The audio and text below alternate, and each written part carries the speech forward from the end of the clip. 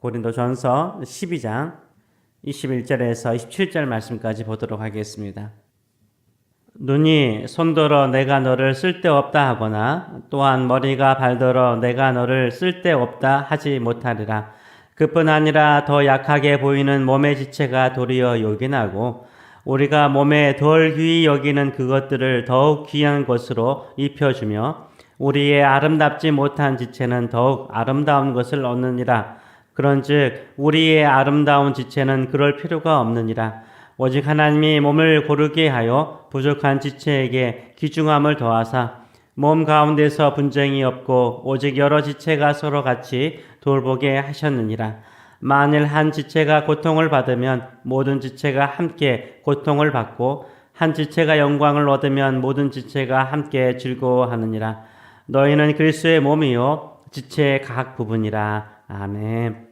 우리 말씀을 가지고 부족한 지체에게 귀중함을 더하시는 하나님, 부족한 지체에게 귀중함을 더하시는 하나님이라는 제목으로 같이 은혜를 나누기로 합니다. 우리 몸에 소중하지 않는 것은 없죠. 그렇죠? 우리 몸에 소중하지 않는 것이 어디 있겠습니까? 다 소중하죠. 나에게 소중하지 않다라고 무시하고 함부로 내버려 두었다가 내 몸에 어떤 지체라든가 장기가 아프거나 다치게 되면 그때서야 그 장기의 그 몸의 일부분이 얼마나 소중한 것인가를 우리가 알게 됩니다. 그때서야 잘 관리할 걸, 잘해줄 거라고 후회하곤 하죠. 몸에 쓸모없는 지체가 없듯이 교회 안에도 쓸모없는 사람은 없습니다. 다 하나님께서 쓸모있게 사용하셔 주시는 줄 믿습니다. 다 소중한 것입니다. 손도 발도 귀도 소중하듯이 우리 교회의 모든 성도들은 다 소중한 사람들입니다. 다 요긴한 사람들입니다.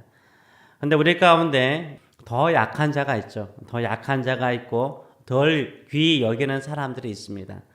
그런데 그런 분들이 오히려 더 요긴하게 더 귀하게 쓰임을 받을 수 있다라고 오늘 본문을 말하고 있습니다. 22절의 말씀을 보게 되면은 그뿐 아니라 더 약하게 보이는 몸의 지체가 도리어 요긴하다라고 말하고 있어요. 우리가 볼 때는 더 약하게 보이는 몸의 지체가 도리어 더 소중하게, 더 요긴하게 쓰임받는다라고 말하고 있습니다. 저희 교회에도 요긴한 분이 계시죠. 소중한 분들이 계십니다. 약하기 때문에 소중하고 약하기 때문에 더 요긴하게 쓰임받는 분이 계십니다. 다른 분들보다 더 약하신 분이 계세요. 장애를 가진 한 자매님이 함께 예배를 드리고 있습니다. 저는 그 자매의 맑고 순수한 모습이 저에게는 큰 힘이 되고 행복을 줍니다. 그 자매가 예배당에 들어오는 것을 보면 모든 성도가 다 들어온 것 같아요. 모든 성도님들이 다 오신 것 같아요. 근데 무슨 일이 있어가지고 주일날 오지 않으면은 왠지 모르게 허전합니다. 다 오지 않는 기분이 들 때가 참 많습니다. 저는 우리 교회 안에 장애를 가진 자매가 나와서 예배하는 것이 큰 복이라고 생각을 합니다. 누구나 함께 와서 예배할 수 있는 교회, 신체적으로 정신적으로 아픈 사람들, 장애를 가지고 있는 사람일지라도 함께 예배하는 것이 즐거움입니다. 그 자매로 인해서 교회가 되게 밝아진 것을 제가 느끼곤 합니다. 마찬가지로 약하고 부족한 사람이 교회 안에 귀하게 요긴하게 쓰임받는 경우가 참 많습니다. 또 그런 역사가 일어나게 만드는 것이 교회인 줄 믿습니다. 23절과 24절의 말씀을 보게 되면 우리가 아름답지 못한 지체를 더욱 아름답게 화장하듯이 하나님께서도 부족한 지체에게 귀중함을 더하신다라고 말씀하고 있습니다. 우리가 몸에 덜 귀히 여기는 그것들을 더욱 귀한 것들로 입혀주며, 그렇죠? 몸에 좀 약하게 보이는 것을 더 아름답게 입혀주잖아요. 우리의 아름답지 못한 지체는 더욱 아름다운 것을 얻느니라. 그렇죠. 우리도 여자분들이 특별히 그러지 않습니까? 아름답지 않는 부분들을 화장으로 예쁘게 단장해 주지 않습니까? 보완해 주지 않습니까? 그런 것을 말하고 있는 것입니다. 우리의 아름다운 지체는 그럴 필요가 없느니라. 오직 하나님이 몸을 고르게 하여 부족한 지체에게 귀중함을 더한다라고 말하고 있습니다. 여자분들이 이 마음을 잘 아시잖아요. 매일 화장할 때마다 나의 얼굴에 좀 보기 안 좋은 부분들을 더 화장을 예쁘게 해서 그 안 좋은 부분들을 더 예쁘게 만들려고 하잖아요. 하나님의 마음이 그렇다는 것입니다. 교회 안에 부족하고 약한 주의 자녀들을 주께서 더 귀하게 여기셔서 그들에게 더 은혜를 베푸신다라고 말씀하고 있습니다. 우리가 약한 부분이 있습니까? 연약한 부분이 있습니까? 부족한 부분이 있습니까? 하나님께서 우리의 약한 부분, 연약한 부분에게 더 귀중함을 더하여 주실 줄 믿습니다. 하나님이 보완하여 주실 줄 믿습니다. 하나님께서 오히려 그 약함을 채워 주실 줄 믿습니다. 아름답게 단장시켜 주실 줄 믿습니다. 이런 믿음을 가지고 살아가시는 저 여러분 되시길 축원합니다. 마찬가지로 우리도 하나님 아버지의 마음을 가지고 교회 약한 자들이 있습니까? 그들을 더욱 귀중하게 여기시고 더 아름답게 세워주시는 저 여러분 되시길 축원합니다. 이것이 바로 교회를 아름답게, 교회를 조화롭게 만드는 것입니다. 하나님께서 몸을 고르게 하듯이 주님의 몸된 교회를 조화롭게 만들어 가시는 저 여러분 되시길 축원합니다. 그렇다면 서로를 아름답게 만드는 것, 서로를 아름답게 만드는 것은 뭘까요? 그것은 서로 같이 돌보는 것이라고 말하고 있습니다. 서로 같이 돌보는 것이. 그럼 서로 돌아보는 것은 무엇이라고 말하고 있습니까? 어려운 거 하나도 없습니다. 돌보는 것이 마치 어머니가 자녀를 돌보듯이 돌보는다라고 말하지 않아요. 그냥 함께 하는 것이 돌보는 거예요. 이게 얼마나 소중한 것인지 몰라요. 교회는 뭔가를 하려고 하는 것보다 교회는 함께 하는 것이 얼마나 소중한지 몰라요. 그래서 서로를 돌보는 것은 뭐냐? 간단합니다. 고통받는 자들과 함께 아파하는 거예요. 그리고 우는 자들과 함께 우는 거예요. 웃는 자들과 즐거워하는 자들과 함께 웃고 기뻐하고 즐거워하라 라고 말하고 있습니다. 25절과 26절의 말씀을 보게 되면 몸 가운데 분쟁이 없고 오직 여러 지체가 서로 같이 돌보게 하셨느니라. 만일 한 지체가 고통을 받으면 모든 지체가 함께 고통을 받고 한 지체가 영광을 얻으면 모든 지체가 함께 즐거워하느니라 라고 말하고 있어요. 그래서 고통받는 자들과 함께 울고 그리고 웃는 자들과 함께 즐거워하는 것이 바로 서로를 돌보는 것이다 라고 말하고 있으며 몸을 골고루 고르게 하듯이 서로의 약함을 보완해 주는 것이다 라고 말하고 있습니다. 그래서 웃는 자들이 있습니까? 좋은 일이 있는 사람들이 있습니까? 기뻐하는 사람이 있습니까? 함께 기뻐하시는 저 여러분 되시길 축원합니다. 남이 잘 되면 더 축복해 주세요. 남의 자식들이 더 잘 되면 더 축복해 주세요.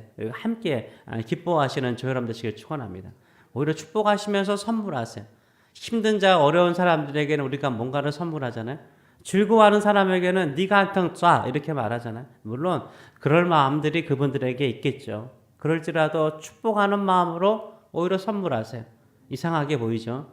사람들은 그런 말씀을 합니다. 오히려 남이 잘 되면 축복하기가, 함께 기뻐하기가 쉽지 않습니다. 참 솔직한 표현이라고 생각합니다. 쉽지 않아요.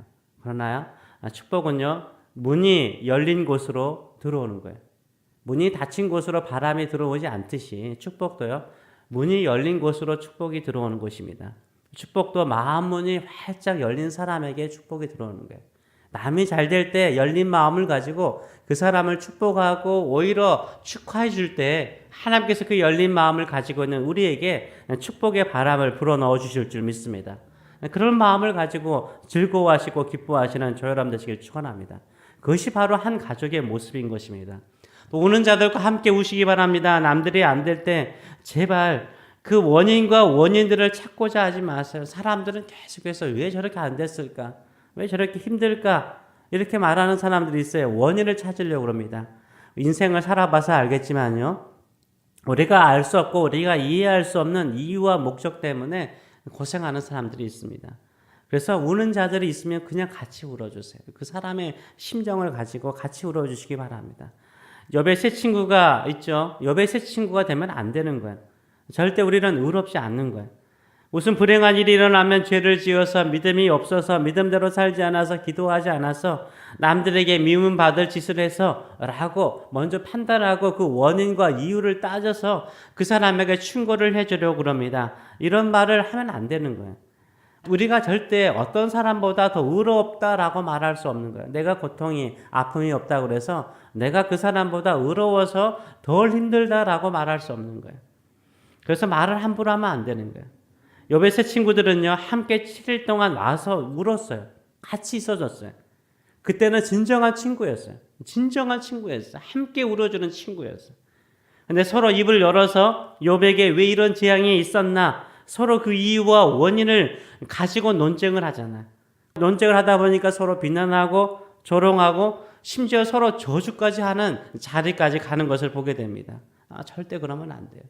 우는 자가 있으면 함께 울어주시는, 고통받는 자가 있으면 함께 고통받는 그 자리에서 함께 울어주시는 저 여러분 되시길 축원합니다. 이것이 바로 함께하는 몸의 의식입니다. 손가락이 아프면 손만 아픈 것도 아니잖아요. 우리 몸이 다 아프잖아요. 이것이 몸인 것입니다. 교회는 서로 돌아보아 우는 자들과 함께 울고 웃는 자들과 함께 웃는 공동체입니다. 이것이 그리스도의 몸인 것입니다.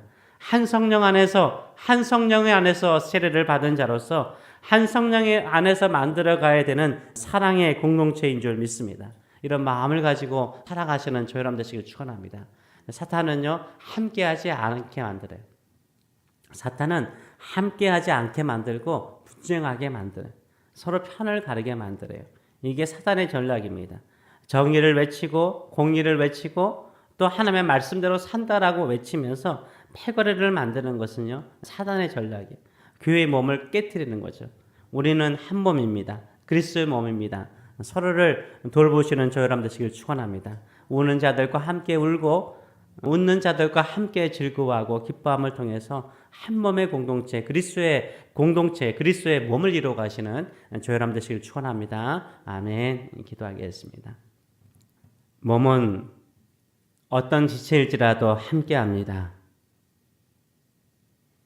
함께합니다.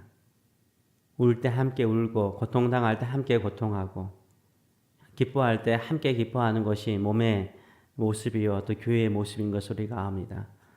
주께서 약한 것을 더 귀중하게 여기신 것처럼 우리도 이 몸의 약한 부분들을 채우려고 하고 보완하고 예쁘게 단장하려고 합니다. 그와 같이 주께서 우리 안에 약한 것이 있다면 주의 귀중한 은혜를 베풀어 주셔서 더 귀중하게 여겨주셔서 아름답게 조화롭게 만들어가는 저희들의 삶이 되게 하여 주시고 또 교회 안에서도 고통하는 자가 있습니까? 이유와 원인을 따져서 서로 아픔과 고통을 더 심하게 주는 것이 아니라 함께 울고 함께 기도하고 함께 위로하는 저희들의 삶들이 되게 하여 주시고 잘되고 복되면 우리가 더 기뻐하고 더 즐거워하고 더 축복함을 통해서 열린 마음을 가지고 서로를 축복하는 저희들의 심령들 될 수 있도록 은혜를 베풀어 주시옵소서. 함께 영광을 얻고 함께 주의 잔치에 참여하는 한 몸의 공동체가 될 수 있도록 축복하여 주시옵소서. 감사드리며 예수님의 이름으로 기도하옵나이다. 아멘.